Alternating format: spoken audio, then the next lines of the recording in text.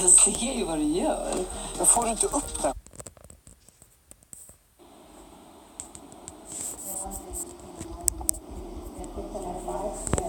We'll have to reset that. Well, it's okay. January 29th at 9 a.m.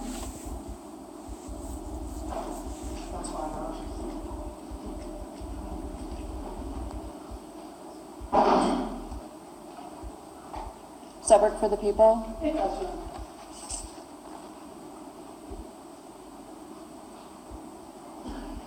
Will you contact council on the 9 a.m.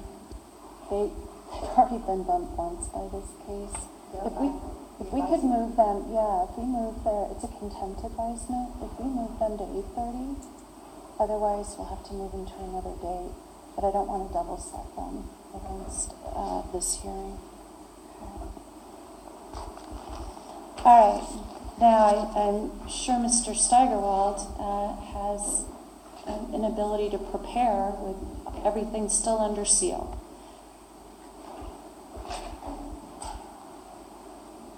Ms. Beeman, I don't know what the status of your investigation is. There were some ongoing searches which resulted in this court granting the request to rescind the prior agreement about releasing the arrest warrant affidavit to defense counsel.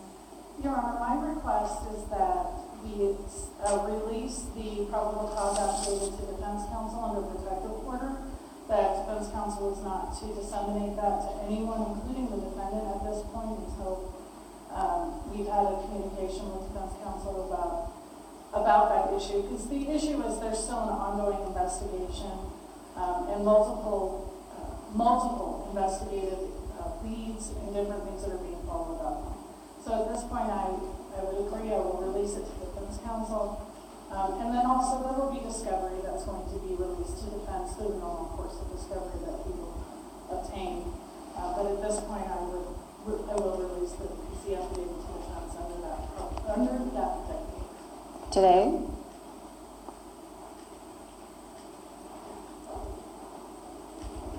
I can release that to defense today, and I would just ask for that protective order to the defendant himself for a week. I mean that counsel not even be permitted to discuss it with his client or show it? For a week. Not discuss it? Yes. Mr. Steigerwald. We've been asking for the PC update on protection order for 10 days. The people had agreed to it, obviously, initially, and then changed their minds. I don't think the court or the prosecution can prohibit defense counsel from discussing a case or evidence with the client.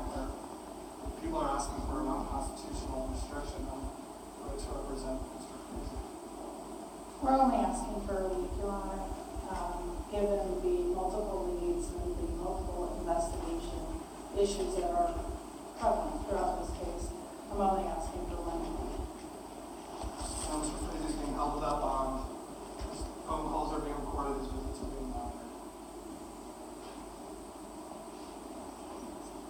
If we want to litigate this, I want some authority from the prosecution. I think we've got a direct tension with the Sixth Amendment, or the constitutional right to be represented by counsel. How is counsel to even start representing his client and preparing if he can't even discuss the information he's receiving? So I'm happy to consider it. We can address it again this Friday. File your authority at least the day before, and Mr. Steigerwald, you as well, please. I'm well aware there are multiple investigations going on in multiple states, and the prosecution does have the right to ensure that that is not hampered, yet Mr. Steigerwald has the right to, and Mr. Frazee has the right to be represented by counsel who can effectively represent him. So we're going to address that motion as well on the 4th at 1:30. All right. Anything else? Anything else? Your Honor, I would just ask that the motion for consumptive testing be sealed at this point. It will be suppressed.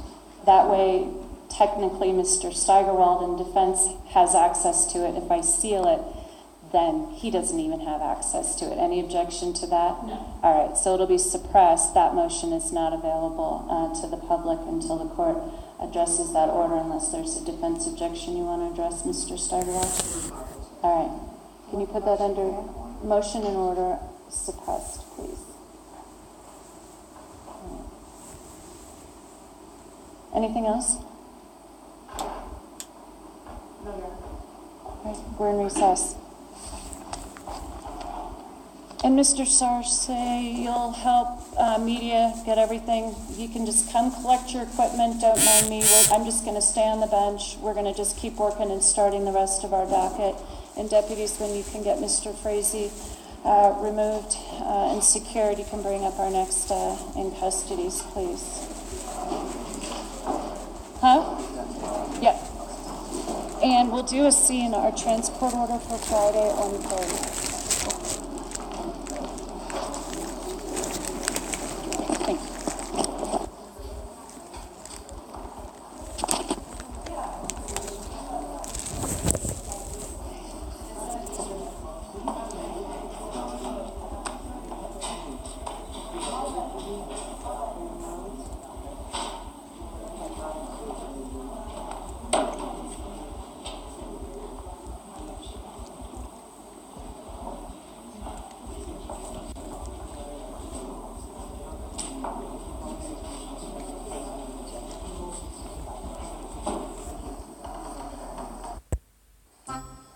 Ja, pappa och jag har pratat om en sak. Vi är lite oroliga för dig.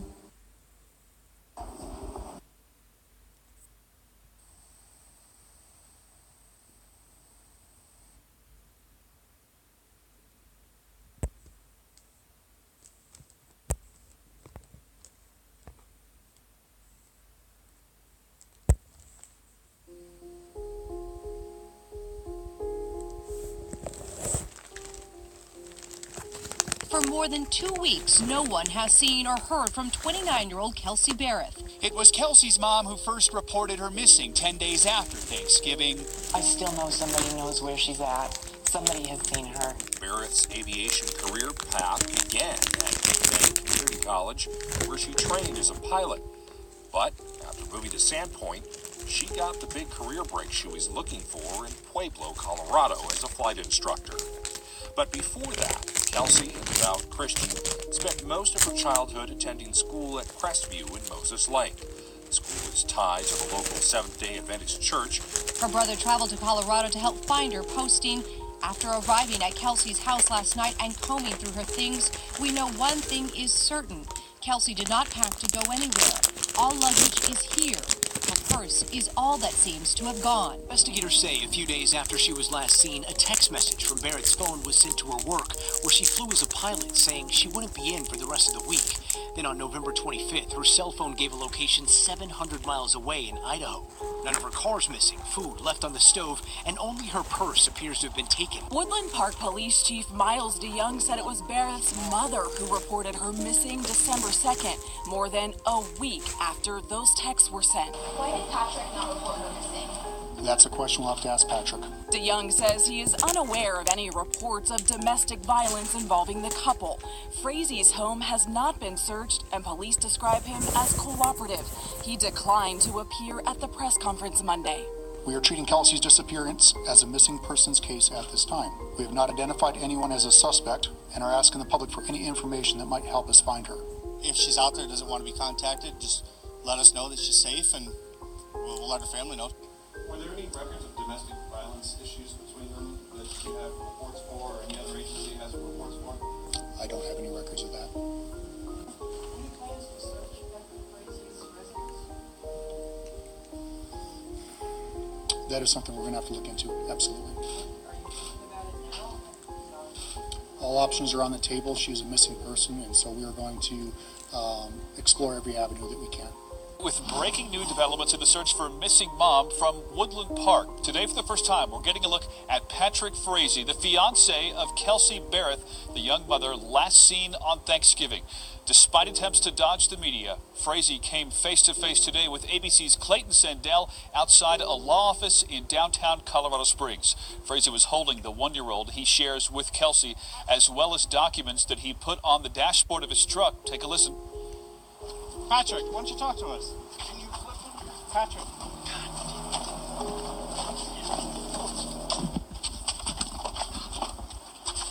Patrick, why don't you talk to us?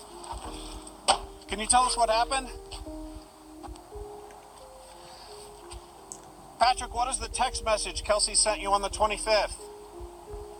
What did she say?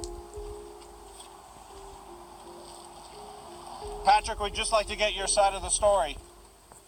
The law office that Frazee was seen going into is home to 3 different lawyers who practice criminal and personal injury law. This neighborhood is believed to be where Kelsey Berreth lived before her disappearance. We talked to some of her neighbors who said she kept to herself. Maybe they just saw her getting her mail or coming in and out.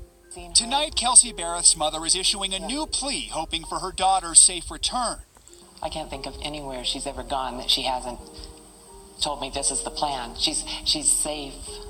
Doesn't take risks. It's just not in her character to do something, to just take off and be gone. Surveillance video shows Berreth shopping with her daughter on Thanksgiving, the last known day she was seen publicly. Her mother says she spoke with Berreth twice that day.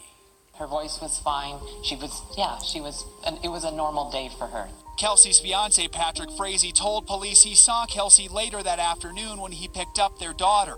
Assisting the Woodland Park Police Department in this search is the Teller County Sheriff's Office, the Teller County Search and Rescue, the District Attorney's Office, the Colorado Bureau of Investigation, and the Federal Bureau of Investigation.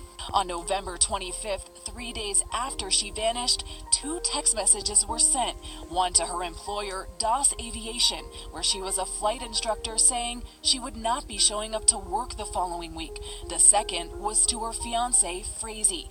Cell tower data indicates the phone was nearly 600 miles away, outside Gooding, Idaho. But police have found no evidence of Berreth there. A lot of people in these situations will ask about the fiance or a boyfriend or a husband or anything like that.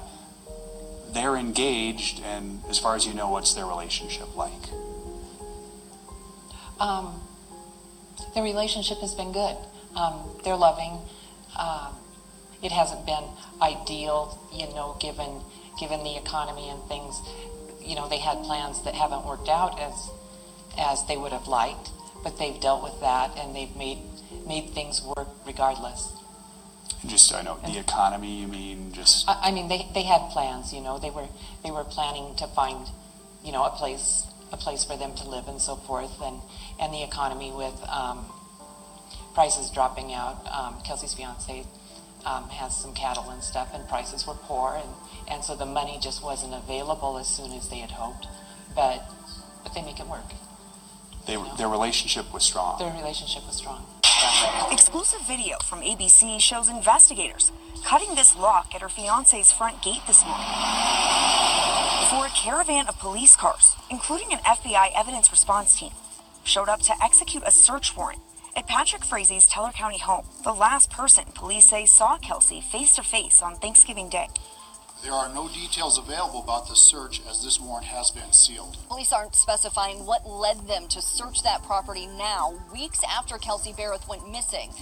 Frazee has now taken center stage in the investigation, but police are not calling him a suspect. Investigators are now bringing in heavy digging equipment to search for clues and find a missing mother. A team of agencies, including the FBI, say searching Kelsey Berreth's fiance's property will take days.